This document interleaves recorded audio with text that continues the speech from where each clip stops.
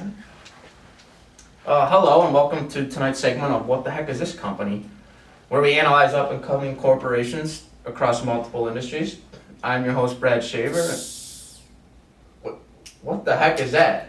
It's a Dr. Dude, really? Dr. Pibb? I've never heard of such a thing. What is that? Like some sort of soda? Or? It's like Dr. Pepper, you know? It's like kind of an alternate to Dr. Pepper. Dr. Pepper. Get that off the show. I hope that's not in the camera. We only accept Dr. Pepper on this show. Thank you. Now back to what I was saying. Today we are here with the co-founders of Andrew's company, Jonathan Lucy and Ryan Cox. So guys, tell me, what the heck is your company?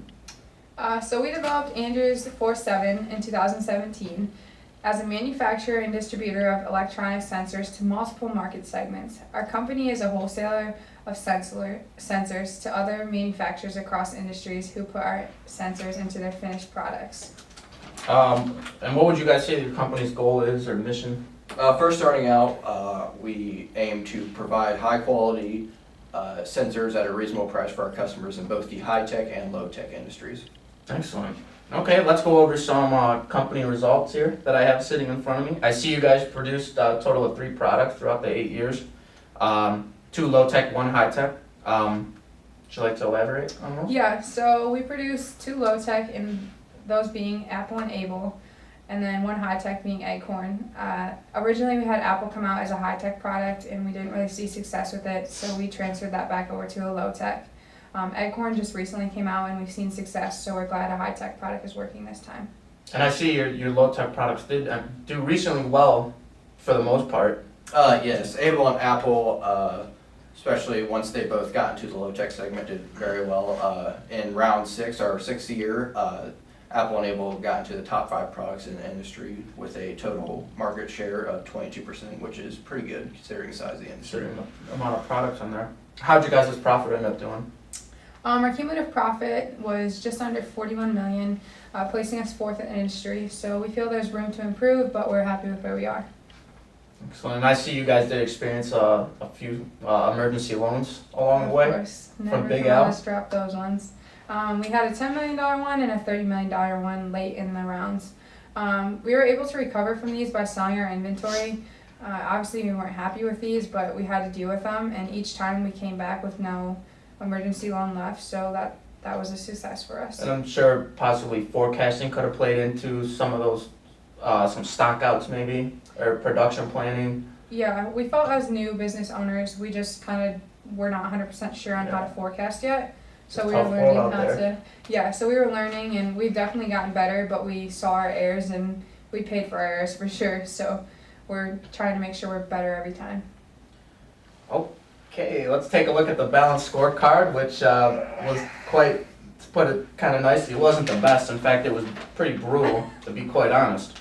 Jonathan, would you like to talk on a few points there? Yeah, what really hurt us in the balanced scorecard, one thing was stock out costs, especially late in the round due to our poor sales forecasting and our capacity issues. We underproduced, especially Apple and Acorn. They stocked out very quickly, and that hurt us in the end. That also built into our employee productivity. That's may have been the reason why we stocked out. That's another metric.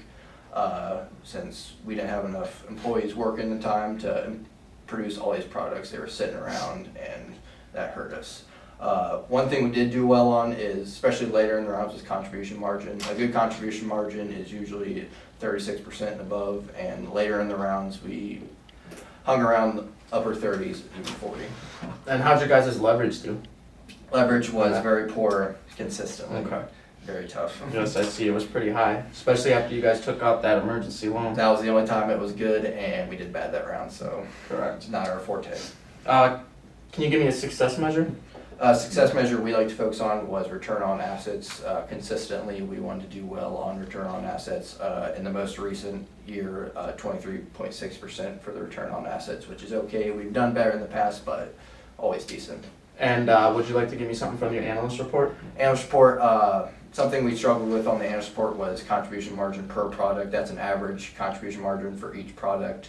Acorn did not do so hot in its late years, and that weighed down the whole average contribution margin. Excellent. And Ryan, would you like to wrap us up with some learned experiences? Yeah, absolutely. So with us running a new business and us being new business owners, I think we learned a lot. And the biggest thing that we learned was to not be conservative, especially from the beginning.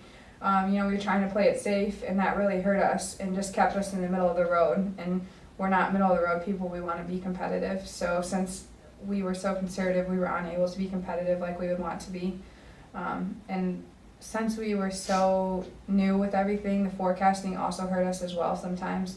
So there's things that we were learning that were not allowing us to be competitive that we hope to improve on. Well, that's good. I think this was a good experience for you guys. I think you guys learned a bunch of different aspects when it comes to running a business, how employees work into there and how money is allocated and stuff like that. So, excellent.